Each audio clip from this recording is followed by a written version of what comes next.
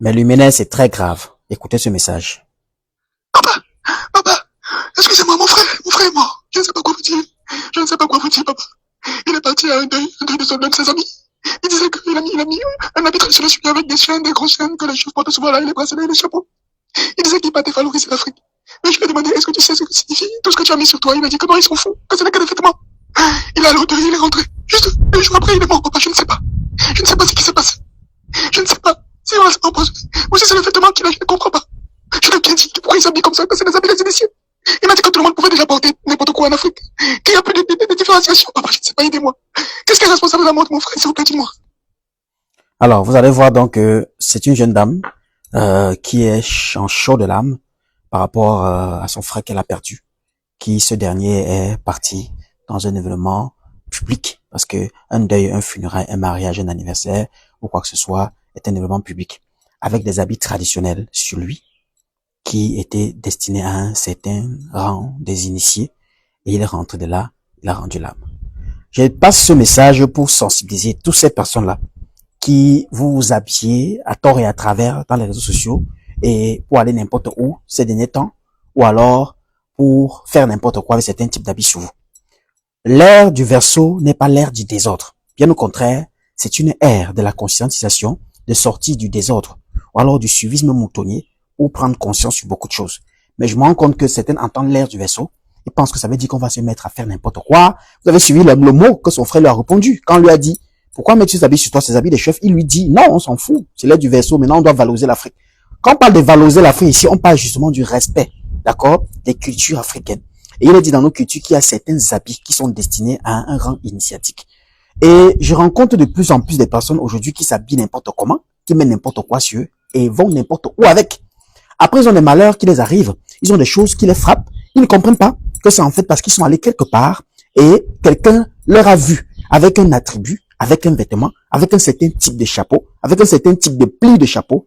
Et la personne l'a donc jugé comme un rival, comme quelqu'un qui appartient au même rang que lui. Et lui a testé. Autrement dit, lui a secoué.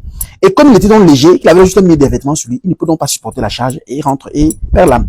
Beaucoup de personnes sont actuellement en train de souffrir des mêmes cas que cette femme-ci. Que ce soit dans les réseaux sociaux, que ce soit dans les cadres physiques.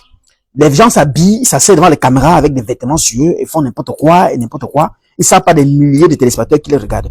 Je tiens donc à notifier ceci. Il faut que vous compreniez que les vêtements que vous devez porter doivent être des vêtements qui correspondent à votre rang initiatique. Si tu te lèves aujourd'hui, que tu sois enfant spirituel, que tu sois éveilleur, que tu sois n'importe quoi, il y a des types d'habillement que tu n'as pas le droit de mettre sur toi.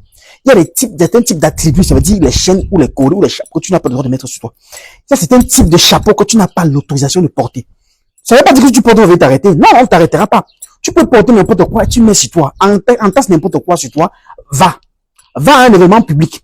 Quand tu arriveras là-bas, les personnes qui sont destinées, qui sont censées, qui connaissent la signification de l'habit qui est sur toi, mieux que toi-même, vont se sentir indexés, vont se sentir concurrencés. Et c'est à partir de ce moment-ci qu'on t'attaque spirituellement pour en fait juger si l'être qui met le vêtement est à la hauteur du vêtement qu'il porte.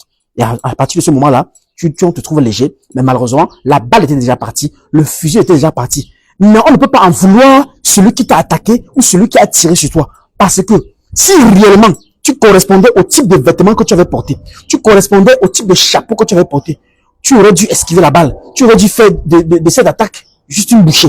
Mais comme tu l'as juste misé sur toi, sans connaître les caractéristiques, les fondements de cet habillement-là, tu te retrouves piégé quelque part. On va retrouver aujourd'hui de plus en plus des enfants spirituels, ou alors certaines personnes non initiées à rien du tout, parce qu'ils ont eu des étincelles d'éveil, de vision, ils ont commencé à porter des attributs, à mettre des choses sur eux, et à commencer à vulgariser les connaissances. Je ne suis pas sur le style de vie que vous voulez montrer. Je ne suis pas contre l'éveil spirituel, mais je dirais qu'il faudrait que nous allions dans le respect de toutes les lois africaines, dans le respect de la culture et des valeurs traditionnelles africaines. Et vous devez savoir que ce n'est pas tout type de vêtements que n'importe qui peut porter. Il y a un type de vêtement qui est destiné à un certain rang de personnes. Et comment est-ce que tu le mets sur toi, même si tu ne le sais pas, quelqu'un d'autre qui connaît la valeur de ce vêtement, qui connaît qui est censé porter, s'il te voit, il va t'attaquer.